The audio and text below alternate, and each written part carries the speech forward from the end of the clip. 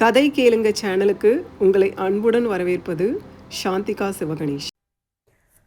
அத்தியாயம் 9.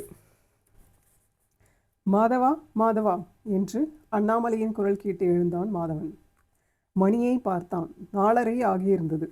கோயிலுக்கு கிளம்ப நேரம் ஆயிடுச்சு, முகத்தை கழுவிட்டு வா போகலாம் என்றார் அண்ணாமலை. ஐயோ, 4:30 ஆயிடுச்சா? இனிமேல் கிளம்பி கோயிலுக்கு போய் அங்கிருந்து கிளம்பி சூளைமேடு போவதற்குள் 6 மணிக்கு மேல் ஆகிவிடும் போல இருக்கே. அப்போ நாம் போட்ட பிளான் என்று யோசித்தான். என்னடா யோசிச்சுட்டு இருக்க என்றார் அண்ணாமலை. ஒன்றுமில்லப்பா என்று கூறியவன் குளியலறை சென்று முகத்தை கழுவினான். கண்ணாடியில் முகத்தை பார்த்த மாதவன், ஐயோ, இந்த சட்டையை வேற நாம் இன்னும் மாற்றவே இல்லையே என்று தன்னைத்தானே நொந்து கொண்டான். அவனது திட்டப்படி இன்று எப்படியாவது அண்ணாமலையை சிதம்பரத்தை சந்திக்க வைக்க வேண்டும். சந்திக்க வைத்து அவர்களது பழைய நட்பினை நினைவூட்ட வேண்டும். பிறகு அண்ணாமலை வள்ளியின் 60ஆம் கல்யாணம் திருமண பத்திரிகையை சிதம்பரத்திற்கு வைத்து அவரை குடும்பத்துடன் அவன் வீட்டிற்கு அழைத்து வர செய்ய வேண்டும். இதுவே அவன் போட்டிருந்த இன்றைக்கான திட்டம். அதற்கு அவன் சூளைமேட்டில் தந்தையுடன் 5:30 மணிக்கு இருக்க வேண்டும். ஏனென்றால் சிதம்பரம் பொதுவாக மாலை 5:30 மணிக்கு அலுவலகத்திலிருந்து வீடு திரும்புவார். இன்றைக்கு அந்த நேரத்தில் அவர் வீட்டு பக்கம் எதேச்சையாக செல்வது போல சென்று இருவரையும் பார்க்க செய்ய வேண்டும் என்று நினைத்திருந்தான். அப்பா, நீங்க சீக்கிரமா கோயிலுக்கு போயிட்டு வந்துடுங்க, 15 நிமிஷம்தான், அதுக்குள்ள வந்துடுங்க, சரியா என்று கேட்டான். சரிடா சரிடா என்றார் அண்ணாமலை. பிறகு சுதாராணி பக்கம் திரும்பி, சரி, எதுக்கும் நான் காரை விட்டுட்டு வெளியவே நிற்கிறேன், நீங்கள் 2 பேரும் போயிட்டு 15 நிமிஷத்தில் வந்துடணும், ஓகேவா என்று மீண்டும் மீண்டும் கூறிவிட்டு இருவரையும் அழைத்து கொண்டு வந்து வடபழனி முருகன் கோவிலின் முன் காரை நிறுத்தினான். நான் போய் காரை பார்க் பண்ணிவிட்டு வரேன் என்றான் மாதவன். கோயிலில் நல்ல கூட்டம் இருந்தது. சுதாராணி, அப்பா, என்னப்பா இவ்வளவு கூட்டம் இருக்கு என்று மலைப்பாக கேட்டாள். ஆமாம்மா, இன்னைக்கு கிருத்திகை இல்லையா, அதனால கியூ ரொம்ப பெருசாக இருக்கு. அப்பா, பேசாமல் 20 ரூபாய் டிக்கெட் வாங்குங்க, இல்லைனா நமக்கு ரொம்ப லேட் ஆகிடும், அண்ணன் வேற அவசரப்பட்டுட்டு இருக்கு என்று சுதாராணி கூற அவரும் 20 ரூபாய் டிக்கெட் வாங்கினார். அப்படியும் முருகனை தரிசிக்க 15 நிமிடத்திற்கு மேல் ஆனது. கார்கள் வரிசையாக நிறுத்தி வைக்கப்பட்டிருந்தது. அந்த பார்க்கிங்கில் அவனது காரை நிறுத்திய மாதவன் கைபேசியில் தந்தையை அழைத்தான். என்னப்பா, சீக்கிரமாக வாங்கன்னு சொன்னேன் இல்லை, வாங்கப்பா என்றான். சரி சரி, இப்போ வந்துடுறேன் என்று கூறியவர் தொடர்பை துண்டித்தார். முருகனை தரிசித்து பிரகாரத்தை சுற்றி கொண்டிருந்தனர் இருவரும். வெளியில் காத்திருந்தான் மாதவன். 20 நிமிடத்திற்கு மேல் ஆன பிறகும் அவர்கள் வருவதாக தெரியவில்லை. ஒரு முறை தந்தைக்கு ஃபோன் செய்து கூப்பிட்டு பார்த்தான். அவர் வரவில்லை. 10 நிமிடம் காத்திருந்து விட்டு திரும்பவும் ஃபோன் செய்தான். ஆனால் அவர் அதனை எடுக்கவில்லை. எனவே சுதாராணிக்கு ஃபோன் செய்தான். என்ன சுதா, சீக்கிரம் வர சொன்னேன் இல்லை என்று சுதா எடுத்தவுடனேயே சிறிது கோபமாக கேட்டான். அவள், நான் என்ன பண்ணுறது, அப்பா எல்லா சாமியையும் தரிசித்து விட்டு தான் வருவேன்னு சொல்கிறாரு, நீ அவருக்கு ஃபோன் பண்ணி பேசு என்று கூறினாள். நான் ஃபோன் பண்ணால் எடுக்கவே மாட்டேங்கிறார் என்று கோபமாகவே கூறினான் மாதவன். எனக்கு ஒரு முக்கியமான வேலை இருக்கு சுதா, நீயாவது புரிஞ்சுக்கோ என்று அவளிடம் கெஞ்சினாள் மாதவன். சரி அண்ணா, நான் அப்பா கிட்ட சொல்லி சீக்கிரமாக கூட்டிகிட்டு வரேன் என்று கூறி தொடர்பை துண்டித்தாள். மாதவனால் வெளியில் நிற்க முடியவில்லை. மணி 5:30 தாண்டி 6 மணி ஆகியிருந்தது. இன்னைக்கு நாம் போட்ட பிளான் ஒர்க் அவுட் ஆகாது போல இருக்கு என்று வருத்தப்பட ஆரம்பித்து விட்டான். ப்ளீஸ் முருகா, எப்படியாவது இன்னைக்கு எங்கள் அப்பா என் வருங்கால மாமனாரை பார்த்துடணும், அதுக்கு நீதான் பொறுப்பு, அதுக்கு அவங்க சீக்கிரமாக வெளியே வரணும் என்று வெளியில் நின்று கொண்டே கோபுரத்தை பார்த்து வேண்டிக் கொண்டான் மாதவன். ஆனால் முருகர் வேறு சொன்னார். டேய் முட்டாள், உள்ளே வந்து பார்த்தாதானேடா உனக்கு என்ன நடக்குதுன்னு தெரியும். ஒரு முயற்சி முடியாதுன்னு ஆனதுக்கு அப்புறம் அடுத்த முயற்சி எடுத்தால்தானே வெற்றி அடைய முடியும். சும்மா நின்ன இடத்திலேயே நின்றுக்கிட்டு என்ன வேண்டிக்கிட்டு இருந்தால் போதுமா? நான் என்ன உனக்கு நேரில் வந்து 6 தலை 12 கையோடு காட்சி கொடுத்து மதுமிதாவின் கையை பிடிச்சு உனக்கு கொடுக்கணுமா? அப்படி நான் செஞ்சா நீ தாங்குவியா? நீதானேடா அதற்கான முயற்சி எடுக்கணும் என்று அவனை கேட்டது அவனுக்கு தெரியவில்லை. இப்படி பலவாறு யோசித்தவன், சரி, திரும்ப கூப்பிட்டு பார்க்கலாம் என்று திரும்பவும் கைபேசியை எடுத்து தந்தையின் எண்ணிற்கு தொடர்பு கொண்டான். ஆனால் சுதாராணிதான் பேசினாள். நீ எதுக்கு எடுக்கிற என்று எரிச்சலாக கேட்டான் மாதவன். நான் என்ன பண்ணுறது, அப்பா தான் என்கிட்ட ஃபோனை கொடுத்து பேச சொன்னார். ஏன், அப்பா என்ன பண்ணுறாரு? அப்பா பிஸியாக இருக்காராம். என்னது, பிஸியாக இருக்காரா? கோயிலில் என்ன பிஸியாக இருக்காரு என்று மீண்டும் மாதவன் அவளை அதட்ட, அவள் சிறிது நேரம் எதுவும் பேசாமல் பிறகு அவர் என்று ஆரம்பித்து, பிறகு கோயிலில் என்ன அண்ணா பண்ணுவாங்க, சாமியை பிரார்த்தனை பண்ணிக்கிட்டு இருக்காரு, கொஞ்ச நேரம் நிம்மதியாக பிரார்த்தனை பண்ண விடு. இப்போ நீ ஃபோனை கொடுக்குறியா இல்லையா என்று மிரட்ட, வேறு வழியின்றி, அப்பா நீங்களாச்சு உங்கள் பையனாச்சு, நடுவில் என்னை இழுக்காதீங்க என்று அவள் கூறியது இவன் காதில் விட, இப்பொழுது அண்ணாமலை தான் பேசினார். என்னடா, என்ன வேணும் உனக்கு? நான் தான் வரேன்னு சொல்கிறேன் இல்லை என்று ஃபோனை வாங்கியவர் எரிச்சலுடன் பேச ஆரம்பித்தார். கொஞ்ச நேரம் பேச என்று ஆரம்பித்தவர் கொஞ்ச நேரம் நிம்மதியாக விடுறியா என்று எரிந்து விழுந்தார். அப்பா, எத்தனை தடவை உங்ககிட்ட சொல்கிறது, எனக்கு முக்கியமாக ஒரு ஃப்ரெண்டை பார்க்க வேண்டிய வேலை இருக்குது. சரி, நீங்கள் இப்போ எங்கே இருக்கீங்க, அதை சொல்லுங்க என்று கேட்டான். சரிடா, வர்றேன், நாங்கள் இப்போது ஆஞ்சநேயர் சன்னதி கிட்ட இருக்கிறோம் என்று தொடர்பை துண்டித்தார்.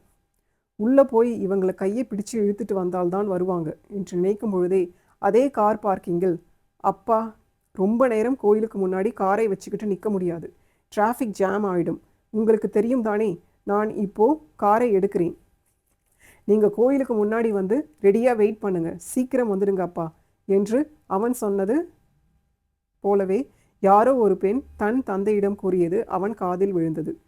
இந்த குரல் என்று யோசித்த அவனுக்கு புரிந்து போயிற்று. இது மதுமிதாவின் குரல். அவள் இங்கே எங்கே என்று சுற்றுமுற்றும் பார்த்தான். ஆனால் அவன் கண்களுக்கு அவள் எங்கும் தென்படவில்லை. வேக வேகமாக இங்கும் அங்கும் திரும்பியும் 2 அடி எடுத்து வைத்தும் தேடினான். அப்போது ரிவர்ஸ் எடுத்து கொண்டிருந்த காரின் பின் கவனிக்காமல் சென்று விட்டான். ஆனால் இவனை அந்த நொடி கவனித்த அந்த காரோட்டி காரை சடன் பிரேக் போட்டு நிறுத்தி ஹாரன் அடித்தது கேட்டது. அந்த சத்தத்தை கேட்ட மாதவன் சுதாரித்து கொண்டு நகர்ந்து காருக்கு இடம் விட ஒரு சில நொடிகள் தேவைப்பட்டது. அதற்குள் காரிலிருந்து எட்டி பார்த்து, கார் வருவது தெரியல என்று கோபமாக கேட்டது ஒரு பெண் குரல். அது அவள்தான், மதுமிதா தான். ஓ, மதுமிதா என்று தனக்குள் கூறியவன் அடுத்த நொடி ஓட்டுநர் இருக்கையை பார்ப்பதற்குள் அவள் தலையை உள்ளே இழுத்து கொண்டு கண்ணாடியை மேலே ஏற்றிவிட்டாள். மாதவன் அந்த காரை பார்த்தான். அது அவளுடைய கார்தான். அப்போ மதுமிதா இங்கே வந்திருக்காளா என்று தன்னைத்தானே கேட்டுக்கொண்டான். அதே நேரம் மூடியிருந்த கார் கண்ணாடி மீண்டும் திறந்தது. மாதவன் ஆர்வமாக மீண்டும் பார்க்க நினைக்கும் பொழுதே, ஹலோ ப்ளூ ஷர்ட் என்று அவள் கூப்பிடுவது காதில் விழுந்தது. அப்போதுதான் அவன் அந்த நீல நிற சட்டையை அணிந்து கொண்டு இருந்தது ஞாபகம் வந்தது. ஐயோ, இந்த ஷர்ட்டில் அவள் என்னை பார்த்து கண்டுபிடிச்சிட்டா என்று நினைத்து அவள் பக்கம் திரும்பவே இல்லை. அவள் மீண்டும், ஹலோ ப்ளூ ஷர்ட், கொஞ்சம் திரும்புங்க என்று மீண்டும் வேகமாக கூற, இவன் கையில் வைத்திருந்த கைபேசியை காதுக்கு கொடுத்து அதில் பேசுவது போல பாவனையுடன் பேசிக்கொண்டே அந்த இடத்தை காலி செய்தான். அண்ணாமலை கோயில் பிரகாரத்தை சுற்றிவிட்டு விழுந்து கும்பிடும் இடத்தில் சாஷ்டாங்கமாக தரையில் விழுந்து கும்பிட்டு விட்டு எழுந்து வந்து உட்கார்ந்தார். சுதாராணி அவர் பக்கத்தில் உட்கார்ந்தாள். அப்பா, சீக்கிரம் வாங்க போகலாம் என்று அவசரப்படுத்தினாள். சரிம்மா என்று கூறியபடி எழுந்திருக்க முற்பட்டார். அதே நேரம் ஒருவர் அவரை தாண்டி நடந்து போகும்போது அவர் கையில் இருந்த விபூதி காற்றில் பறந்து இவர் கண்ணில் பட்டது. கண்ணில் விபூதி பட எழுந்த அண்ணாமலை அப்படியே கண்ணை மூடிக்கொண்டு உட்கார்ந்தார். இவரை கவனித்த சுதாராணி, கண்ணில் என்ன ஆச்சு அப்பா என்று கேட்டாள். விபூதி பட்டுடுச்சுன்னு நினைக்கிறேன் என்று கூறிக்கொண்டே கண்ணை கசக்கினார். அவரை கவனித்த அந்த ஒருவர், சாரி, தெரியாமல் விபூதி பறந்து உங்கள் கண்ணில் பட்டுடுச்சு, சாரி என்று மீண்டும் மீண்டும் சாரி சொல்லியபடி குனிந்து அவர் பக்கத்தில் உட்கார்ந்தார். கண்களை துடைத்து கொண்டு கண்ணை திறக்க முயற்சித்தார் அண்ணாமலை. அப்போது சுதாராணி, கொஞ்சம் இருங்கப்பா என்று கூறியபடி அவர் கண்ணை திறந்து ஊதிவிட்டாள். இப்பொழுது அவர் கண்ணை திறக்க முடிந்தது. அந்த ஒருவர் மீண்டும் சாரி என்றபடி அண்ணாமலையை பார்த்தார். அண்ணாமலை அந்த ஒருவரை பார்த்ததும் திகைத்தார். நீங்க சிதம்பரம் தானே என்று சந்தேகமாகவே கேட்டார் அண்ணாமலை. ஆமாம், நீங்க அண்ணாமலையா என்று அவர் கேட்டார். ஆமாம், நான் அண்ணாமலைதான். சிதம்பரம், எப்படி இருக்கீங்க என்று விசாரித்தார். என்னடா நீ வாங்க போங்கன்னு கூப்பிடுற, நீ வா போன்னு கூப்பிடு என்று உரிமையோடு கூறினார் சிதம்பரம்.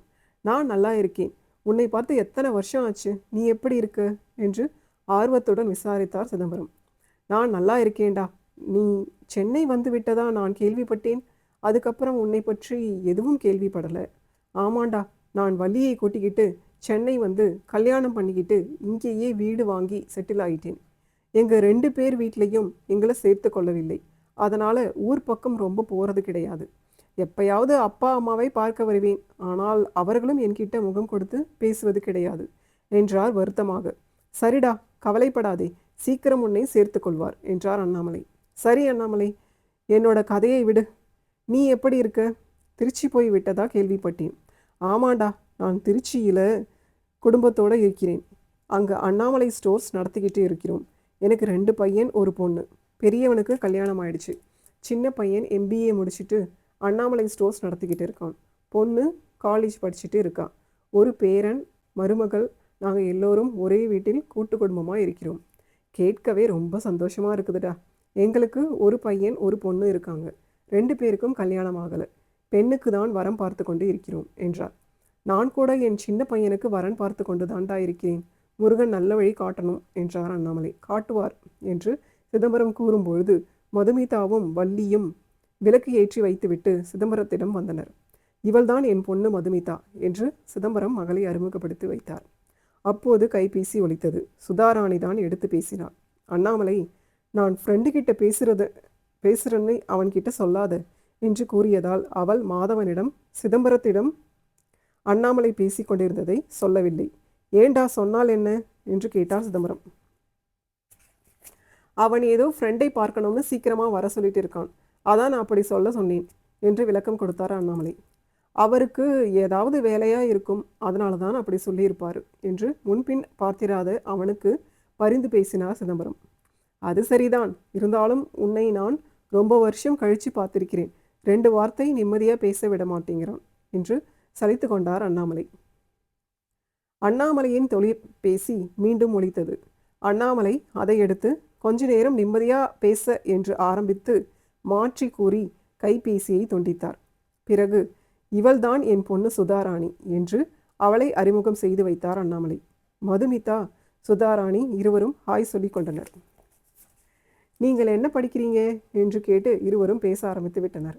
தொடர்ந்து சுதாராணி தன்னுடைய படிப்பை பற்றி கூறினாள். மதுமிதா தன்னுடைய வேலையை பற்றி பேசினாள். மதுமிதாவுக்கு சுதாராணியை பிடித்து போனது. சுதாராணிக்கும் அப்படித்தான். சிறிது நேரம் பேசிய பிறகு மதுமிதா தாயிடம் வந்து, அம்மா, எனக்கு நிறைய வேலை இருக்கு, போகலாமா என்று ரகசியமாக கேட்டாள்.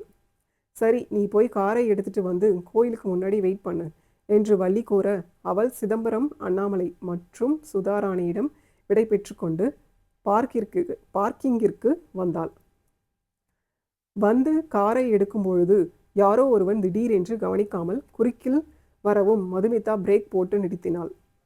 குறுக்கே வந்த அவன் மீது கோபம் பொங்க ஹாரன் அடித்தாள்.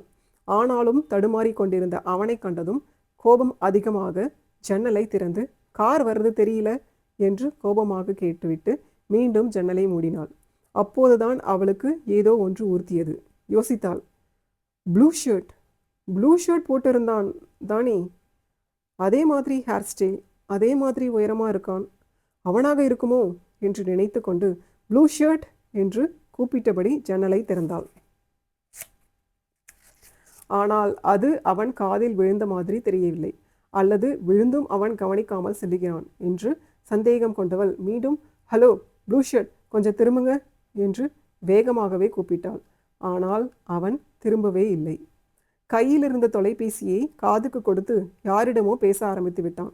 ஃபோன் அடிக்கவே இல்லை. யார்கிட்ட இவன் பேசுகிறான்? இல்லை, இவன் யாருக்காவது ஃபோன் பண்ணி பேசுகிறானா? நாம் கூப்பிட்டது காதில் விழுந்துச்சா இல்லையா தெரியலையே என்று யோசித்தாள். வண்டியை விட்டு கீழே இறங்கி போய் அவனை பார்க்கலாமா என்று யோசிக்கும் போதே ஒரு கார் ஹாரன் அடித்தது. அவள் காரினை அந்த தெருவில் செல்லும் மற்ற வாகனங்களுக்கு இடைஞ்சலாக நடுவில் நிறுத்தி இருக்கிறாள் என்பதை உணர்ந்தாள். எனவே காரிலிருந்து இறங்கி அவனை பின்தொடர வேண்டும் என்ற எண்ணத்தை கைவிட்டு காரை அங்கிருந்து ஓட்ட ஆரம்பித்தாள். கோயிலின் முன்பு காரை நிறுத்திவிட்டு பெற்றோர்களை தேடினாள். அப்படியே அவனையும் தேடினாள். ஆனால் அவன் அவள் கண்களில் படவே இல்லை. அத்தியாயம் 10. மதுமிதா கூப்பிடுவது காதில் விழுந்தாலும் மாதவன் அது காதில் விடாத மாதிரி கைபேசியில் பேசுவது போல பாவனை செய்துவிட்டு அங்கிருந்து நழுவி விட்டான். சிறிது தூரம் அப்படியே வந்த பிறகு யோசித்தான்.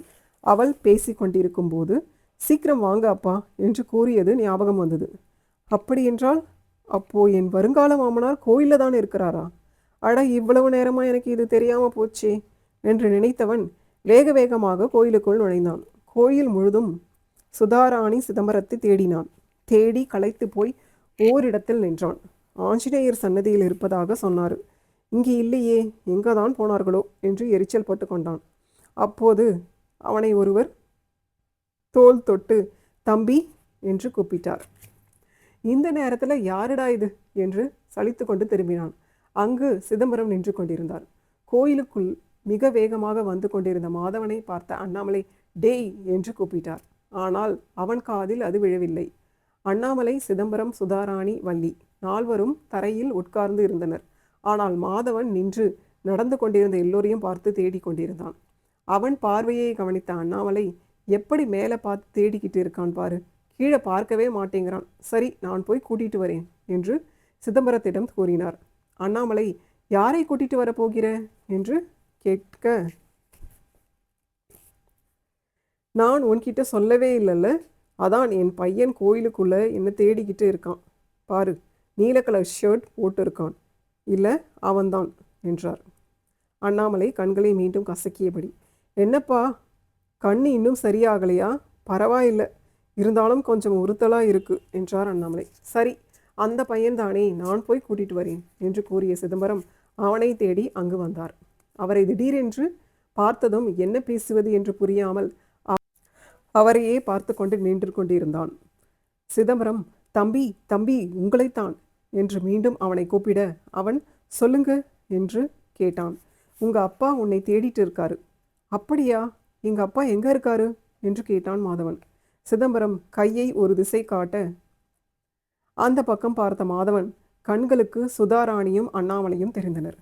வாங்க தம்பி என்று சிதம்பரம் அவனை கூட்டிக் கொண்டு அண்ணாமலையிடம் சென்றார். இருவரையும் ஒன்றாக பார்த்த மாதவனுக்கு இங்கு என்ன நடக்கிறது என்று முதலில் புரியாமல் என்ன பேசுவது என்று விழித்து கொண்டிருந்தான். பிறகு அண்ணாமலையே தொடர்ந்தார். இவன்தான் என் பையன் மாதவன், நான் சொன்னேன் இல்லை என்று அறிமுகப்படுத்த சிதம்பரம் ஹாய் என்றார். மாதவனும் ஹாய் என்றான். மாதவா, இது யாருன்னு உனக்கு தெரியுதா? அந்த காலேஜ் குரூப் ஃபோட்டோவில் பார்த்தோம் இல்லையா? சிதம்பரம், நான் கூட என்னோட நெருங்கிய நண்பன்னு சொன்னேனே, அவன்தான் என்று அறிமுகப்படுத்தி வைத்தார் அண்ணாமலை.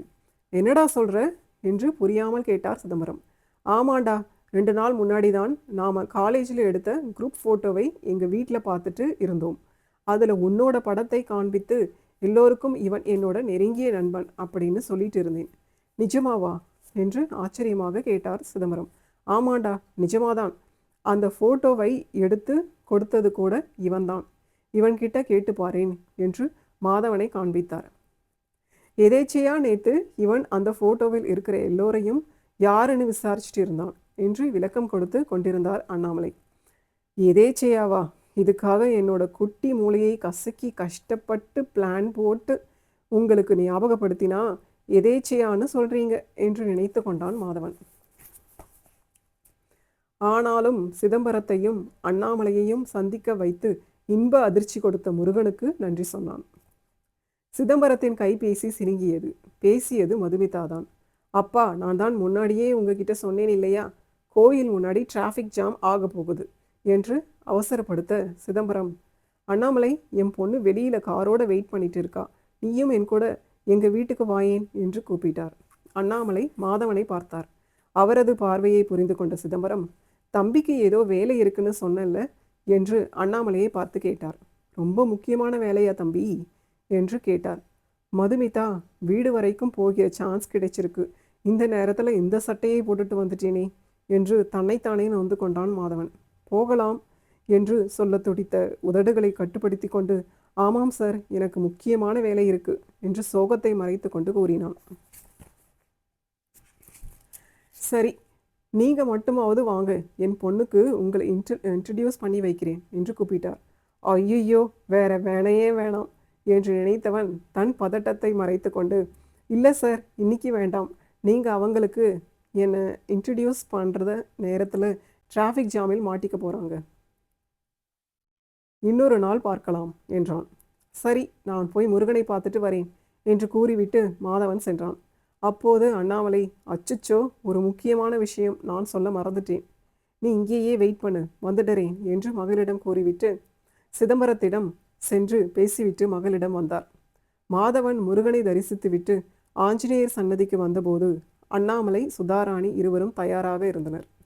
மாதவன் காரை எடுத்துக்கொண்டு இருவரையும் அழைத்து கொண்டு ஊரை நோக்கி காரை செலுத்தினான். பாதி வழி வந்த பிறகு காரை ஓட்டிக்கொண்டே அன்று அவன் எதிர்பாராமல் நடந்த இன்ப நிகழ்வுகளை ஒரு முறை நினைத்து பார்த்தான்.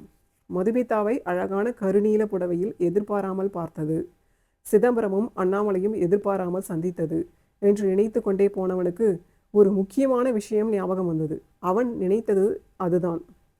இன்னைக்கு நம்ம பிளான் படி என் வருங்கால மாமனாருக்கு பத்திரிகை வச்சு நம்ம ஊருக்கு வர வைக்கணும்னு நினைச்சேன். அதை பண்ணவே இல்லையே என்று நினைத்து நொந்து போனான். வீட்டு தொலைபேசியை அடித்தது. தொலைபேசியை எடுத்தான் மாதவன். நான் ரூபா பேசுகிறேன். நாம் இன்னைக்கு சாயந்தரம் மீட் பண்ணலாமா? எங்கள் வீட்டுக்கு பக்கத்தில் ஒரு பிள்ளையார் கோயில் இருக்குது. அந்த பிள்ளையார் கோயிலுக்கு சாயந்தரம் வர முடியுமா என்று கேட்டாள். இவளா என்று நினைத்தவன், சரி, நான் சாயந்தரம் 6 மணிக்கு அந்த கோயிலுக்கு வர்றேன். நானும் உங்ககிட்ட நிறைய விஷயம் பேச வேண்டியிருக்கு. நாம் இன்னைக்கு மீட் பண்ணலாம் என்று கூறி ஃபோனை வைத்தான் மாதவன். என்னவென்று கேட்ட பார்வதிக்கு விபரத்தை சொன்னான். அன்று பார்க்க வேண்டிய கணக்குகளை பார்த்து முடித்த பிறகு சோர்வாக சாய்ந்தான் மாதவன். இந்த ரூபா கிட்ட நம்ம எல்லா விஷயத்தையும் சொல்லணும். சரி, எப்படி சொல்லலாம்? முதலில் சாரி கேட்கணும். அதுக்கப்புறம்தான் நாம விஷயத்தை சொல்லணும். இதை மட்டும் சொன்னால் பத்தாது. அவளிடம் அழகு, படிப்பு, திறமை எல்லாமே இருக்கு. அதனால என்னை விட நல்ல மாப்பிள்ளை அவளுக்கு கிடைக்கும் அப்படின்னு அவளை கஷ்டப்படுத்தாமல் சொல்லணும் என்று முடிவு செய்தான் மாதவன். மாதவா, கிளம்பிட்டியா என்று அவசரப்படுத்தினார் பார்வதி. அம்மா, நான் போய் அவளை கண்டிப்பாக பார்ப்பேன், நீங்கள் வேலையை பாருங்க என்றான். மலர், கோயிலுக்கு போகலாம் வா என்று கூப்பிட்டார் பார்வதி. அவள் அவரிடம் வந்து, இல்லை அத்தை, நான் இன்னைக்கு கோயிலுக்கு வரக்கூடாது என்று தயங்கியபடி கூறினார். சரிம்மா, நான் போயிட்டு வரேன் என்று ஆதியை ஒரு கையில் பிடித்து கொண்டு நடந்தார் பார்வதி. கோயில் குளத்தின் படியில் மாதவனும் ரூபாவும் உட்கார்ந்திருந்தனர். ஒரு சில நிமிட அமைதிக்கு பிறகு, நான் நான் அது சாரி என்றாள் ரூபவதி. என்ன சாரியா என்று திகைத்து பார்த்து கொண்டிருந்தான் மாதவன். ஆமாம், ஐ ஆம் சாரி. நான் உங்களை கல்யாணம் பண்ணிக்க முடியாது. நான் ஒருத்தனை லவ் பண்ணிட்டு இருக்கேன். அவனை தவிர வேற யாரையும் என்னால் கல்யாணம் பண்ணிக்க முடியாது. ப்ளீஸ் என்னை புரிஞ்சுக்கோங்க. நீங்கள் பார்க்க நல்லா பர்சனாலிட்டியாக இருக்கீங்க, நல்லா படிச்சிருக்கீங்க, நல்ல பிஸ்னஸ் பண்ணிக்கிட்டு இருக்கீங்க. உங்களை எந்த பொண்ணும் வேணான்னு சொல்லவே முடியாது. உங்களுக்கு என்னை விட நல்ல பொண்ணு, அழகான பொண்ணு கிடைக்கும். நீங்கள் என்ன மனசில் நினச்சிக்கிட்டு ஆசையை வளர்க்காதீங்க என்று இவன் கூற நினைத்த எல்லாவற்றையும் அவள் கூறவும் அவன் முதலில் திகைத்தான். பின்பு மெல்ல மெல்ல அவள் கூறுவதை கேட்ட அவனுக்கு உற்சாகம் பொங்கியது. மேலும் இதை எல்லாவற்றையும் கூறிய அவள் ஏதோ தப்பு செய்து விட்டதைப் போல குற்ற உணர்ச்சியில் சோகமாக முகத்தை வைத்து கொண்டு பேசியதை பார்த்த அவனுக்கு சிரிப்பு பொங்கியது. அவள் முன்பு சிரிக்க வேண்டாம் என்று தலையை மட்டும் திருப்பி லேசாக சிரித்து தன்னை கட்டுப்படுத்தி கொண்டான். அமைதியாக எந்த ஒரு உணர்ச்சியையும் வெளிக்காட்டாமல் இருந்த அவனை பார்த்த ரூபவதிக்கு தான் குற்ற உணர்ச்சி அதிகமானது. அவள் மீண்டும் கெஞ்சும் குரலில், ப்ளீஸ் என்னை புரிஞ்சுக்கோங்க, என்னை தப்பா எடுத்துக்காதீங்க என்று மீண்டும் கூறினாள். அதே நேரம் அதே கோவிலில் தன் பேரனுடன் பார்வதி நடந்து கொண்டிருக்க, பாட்டி, நான் அங்கே சித்தப்பாவை பார்த்தேன், ஒரு அக்கா கூட பேசிட்டு இருக்காங்க என்றான் அவன். மாதவனா, இங்கேயா என்று யோசித்த பார்வதிக்கு புரிந்து போயிற்று. அவர்களை கவனித்தார் பார்வதி. மாதவன் தன் மகிழ்ச்சியை வெளிக்காட்டாமல், அப்படியா ரூபா, நான் ஒரு ரொம்ப ப்ராக்டிக்கல் பர்சன். எனக்கு ஒன்று கிடைக்காதுன்னு ஆனதுக்கப்புறம் நான் அதை நினச்சி கவலைப்பட மாட்டேன். இப்போது நீங்கள் உங்கள் வீட்டில் சொல்லி இந்த கல்யாணம் பேச்சை நிறுத்த போகிறீங்களா என்று கேட்டான். ஐயோ, இப்போ என்னால் அதை பண்ண முடியாது. ஏன்னா என்னோட லவ்வர் என் தூரத்து சொந்தக்காரன்தான். சொந்தக்காரரா?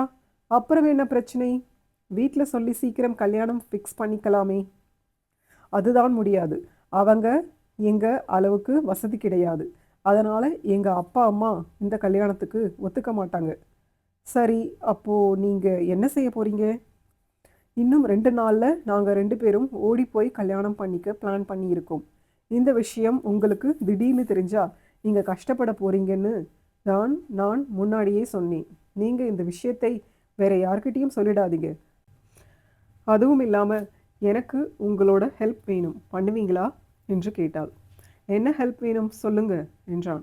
நாளைக்கு சாயந்தரம் உங்களை மீட் பண்ண போறேன்னு எங்கள் அப்பா அம்மா கிட்ட சொல்லிட்டு தான் என் லவர் கூட போக போகிறேன்.